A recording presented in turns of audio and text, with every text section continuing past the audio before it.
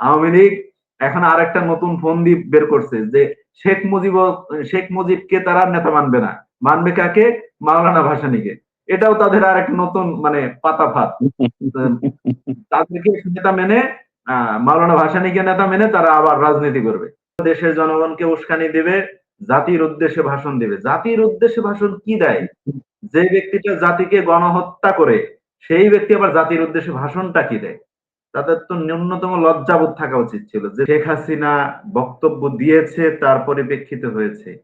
শেখ হাসিনা বক্তব্য দেওয়ার পরিপ্রেক্ষিতে যদি হতো তাহলে প্রত্যেকটা আওয়ামী লীগকে ঘর থেকে টেনে হিচড়ে বের করে পিটিয়ে গণহত্যা হতো।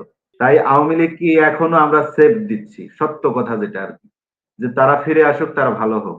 তবে যারা খুনি তাদের শাস্তি হোক। আর বিশ্বের দরবারে এখন তো আওয়ামী লীগের কোনো ধরনের কোনো স্পেস নাই। পৃথিবীর কোন রাষ্ট্র আওয়ামী লীগকে সেফ দেখতে চায় না, আওয়ামী লীগকে ক্ষমতায় দেখতে চায় না, আওয়ামী লীগকে রাজনীতিতেও দেখতে চায় না। যদি দেখতে চাইতো এতদিন অনেক কিছু হয়ে গেত, অনেক চাপ আসতো। আজ পর্যন্ত একটা চাপ আসে নাই, 6 মাস অতিবাহিত হয়েছে।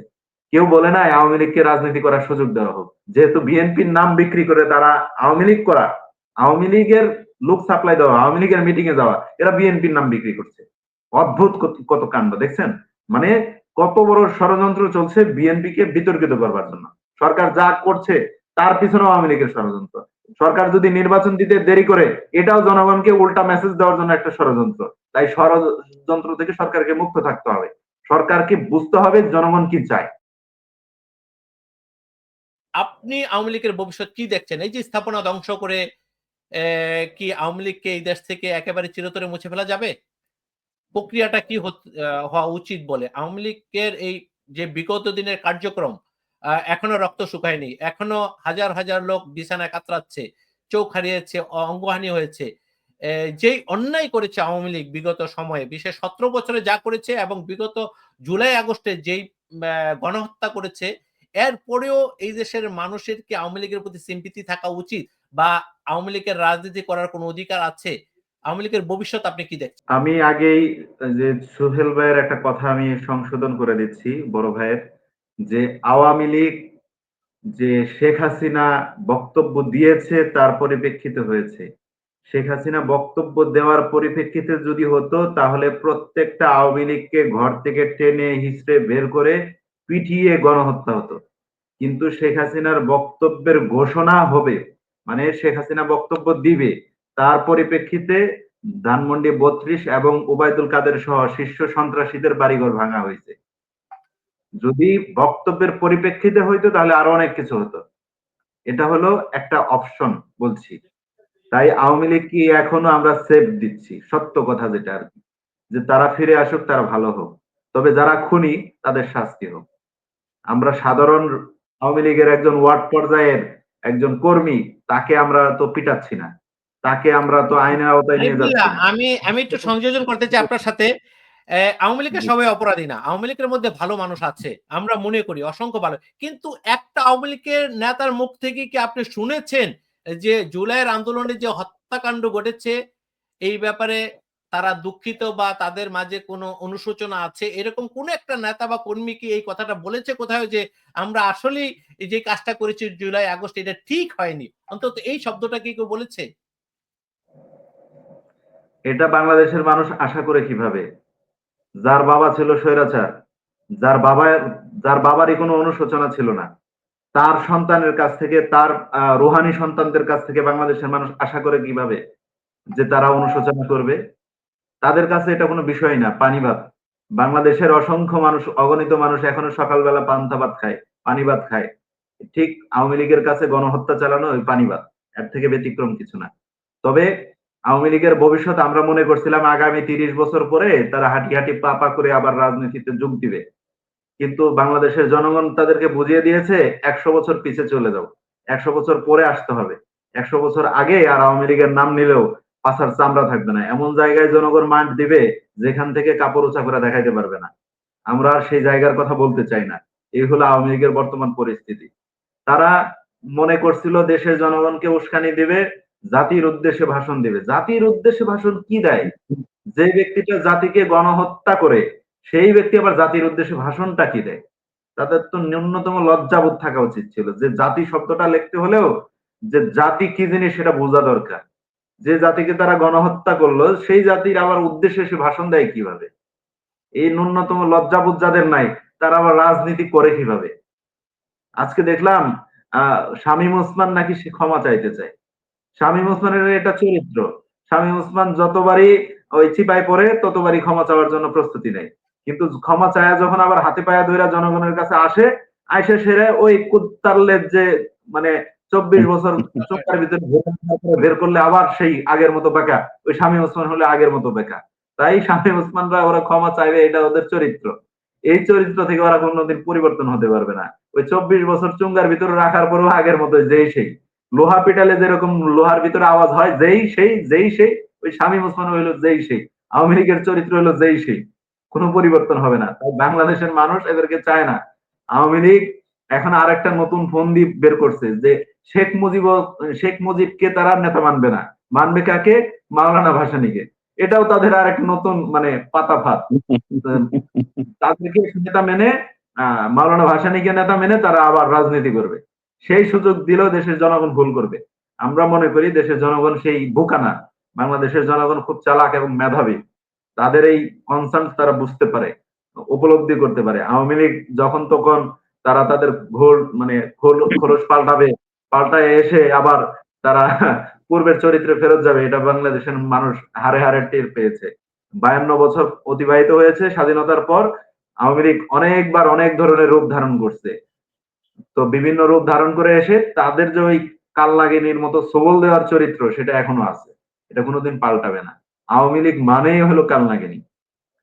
ওইভাবেই তারা সবল দেবে। তো আওয়ামী লীগের ভবিষ্যৎ বলতে কিছু নাই। আওয়ামী লীগ এখন ওই যে রুট লেভেলের যে কিছু সাধারণ যে কর্মী আছে তাদেরকে শেষ মানে পিটানি খাওয়ানোর জন্য জনগণের হাতে গণধোলাই খাওয়ানোর জন্য একটি পরিকল্পনার ছক আঁকছে। আর বিশ্বের দরবারে এখন তো আওয়ামী লীগের কোনো ধরনের কোনো স্পেস নাই। পৃথিবীর কোন রাষ্ট্র আওয়ামী লীগকে সেফ দেখতে চায় না। আওয়ামী লীগকে ক্ষমতায় দেখতে চায় না। আওয়ামী লীগকে রাজনীতিতেও দেখতে চায় না। যদি দেখতে চাইতো এতদিন অনেক কিছু হয়ে যেত। অনেক চাপ আসতো। আজ পর্যন্ত একটা চাপ আসে নাই। ৬ মাস অতিবাহিত হয়েছে। কেউ বলে নাই আওয়ামী লীগকে রাজনীতি করার সুযোগ দেওয়া হোক। তাদের গণতান্ত্রিক অধিকার আদায় করার সুযোগ দেওয়া হোক। ইন্ডিয়া আজ ছাড়া। পর্যন্ত সে একটা রাষ্ট্র বলতে পারে নাই। একটা মাত্র রাষ্ট্র যেটা নিন্দা প্রকাশ করছে আমাকে বাড়ি ভাঙার জন্য। এই হলো জোকার রাষ্ট্র। ভারতকে আমরা খুব একটা ভালো চোখে দেখি না। জোকার রাষ্ট্র মনে হয়। কারণ ভারত গণমাধ্যমে যারা চাকরি করে, যারা গণমাধ্যম চালায় তারাও জোকার। তাদের রাষ্ট্রের যে পররাষ্ট্রনীতি আছে এরা হলো জোকার। এই জোকারদের কথায় আমরা খুব একটা চিন্তিত না। জোকারদের কথা আমাদের দেশের ছেলেরা মনে করে যে এগুলা যদি না থাকতো তাহলে আমরা হাসতে পারতাম না। আমাদের হাসির খোরাক তৈরি করে ভারত। এই হলো অবস্থা। আওয়ামী লীগের কোনো ভবিষ্যৎ নেই। এদের ভবিষ্যৎ হলো জিরো। আওয়ামী লীগের কয়েকটা মানে বাহাউদ্দিন নাসিমের সমাবেশে কিংবা তার প্রোগ্রামে মানে লোক সাপ্লাই দিত। কিছু লোক আছে এরা সাপ্লাই দেয়। মানে খিচুড়ির প্যাকেটের বিনিময়ে টাকার বিনিময়ে। তো এদেরকে প্রেস ক্লাবে আমরা অপসারণ করতে গেছিলাম যে দেশের জনগণ যারা ভুক্তভোগী আছে তারা কথা বলবে এখানে এসে। পুরা প্রেস ক্লাব তারা দখল করে নিয়েছে। আমি তারেক ছিলাম, আমাদের সাথে আরো অনেকে ছিল। আমাদের ছেলেদেরকে একদম নন স্টপ মানে তোমরা কারো গায়ে হাত তুলবা না। একদম নিষেধ করে দিয়েছিলাম যে যাই কিছু হোক আমাদেরকে মারুক আর যাই কিছু করুক আমরা তাদের সাথে কথার মাধ্যমে সমাধান করব। তো তখন আমরা যখন এই কাজ করতে গেছি তখন এরা আমার উপর গরম পানি ঢেলে দেওয়ার একটা চেষ্টা করছে। তারপর তারেকের গায়ে আমার সদস্য সচিব আমাদের আমাদের সদস্য সচিবের গায়ে তারা ঢেলে দিছে, তাকে সহ আমাকে সহ পুরাই মেরে ফেলবে, আমাকে পাইপ দিয়ে মারছে। তারপর আমরা কোনো কথা বলি না। এরপর বিএনপির ভারপ্রাপ্ত মাননীয় চেয়ারম্যান উনি আমাদের সাথে যোগাযোগ করলেন যে আপনাদের কি হয়েছে আমরা একটু জানতে চাই। তো আমরা সেই রাতে ওনাদের সাথে কথা বললাম, তারপর বিস্তারিত শোনালাম এই ঘটনা ঘটছে। যেহেতু বিএনপির নাম বিক্রি করে তারা আওয়ামী লীগ করা, আওয়ামী লীগের লোক সাপ্লাই দেওয়া, আওয়ামী লীগের মিটিং এ যাওয়া, এরা বিএনপির নাম বিক্রি করছে। অদ্ভুত কত কাণ্ড দেখছেন। মানে কত বড় ষড়যন্ত্র চলছে বিএনপি কে বিতর্কিত করবার জন্য। বিএনপির নাম ভাঙায় তারা করতেছে। তো যে বিএনপির শেল্টারে তারা বসছে, অথচ বিএনপি কিছু জানে না। বিএনপির একটা মানে ওয়ার্ড পর্যায়ে না তারা জানে না যে এরা এখানে দোকান বসায় চান্দাবাজি করে খাচ্ছে, অথচ তারা বিএনপির নাম বিক্রি করছে। তো এই কথা যখন তারেক রহমান সাহেব জানলেন, আমরা তখন ইউটিউব চ্যানেল এবং ফেসবুক পেজে লাইভে ছিলাম, আমাদের লাইভ গুলো দেখাইলাম। উনি দেখলেন, উনি দেখার পরে ঢাকা মহানগর দক্ষিণের আহ্বায়ক মজনু ভাইকে দায়িত্ব দিলেন যে এটার সুষ্ঠু সমাধান চাই। উনি বলে দিলেন। উনি গিয়ে সব দোকানপাট উঠাই দিছে, যেহেতু বলছে তারা বিএনপির নাম ভাঙায় যে বিএনপি বসাইছে, তাই ওনারাই দায়িত্ব নিয়ে রাষ্ট্র যেখানে দায়িত্ব পালন করতে অক্ষম হচ্ছে তখন ওনারা দায়িত্ব নিয়ে অপসারণ করলেন। আগের দিন আমরা করছি, পরের দিন বিএনপি করছে, করার পর এখন প্রেস ক্লাব মুক্ত, প্রেস ক্লাব এখন দখল মুক্ত। এই প্রেস ক্লাবে পর্যন্ত আওয়ামী লীগ দখল করতেছে এইভাবে ফোন দিয়ে একে, কারণ এখানে কেউ দাবি দেওয়া আদায় করতে পারবে না, তারা তাদের লোকজন দিয়ে হট্টগোল করবে। এই ব্লক করবে। সিস্টেম আওয়ামী লীগ করছে।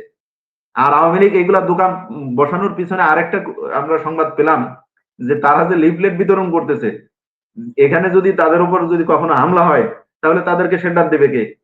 সেই চায়ের দোকানদার গুলা বসায় রাখছে, এই যে ফুটপাতে হকারদেরকে, এই হকাররা যেন তাদেরকে সেল দেয়। কত বড় মারাত্মক প্ল্যান করে এরা, এরা কত বড় দুষ্ট, কত বড় শয়তান হতে এই ধরনের প্ল্যান তারা করতে পারে। এই হলো তাদের চরিত্র, এইরকম কর্মকাণ্ড তারা করছে।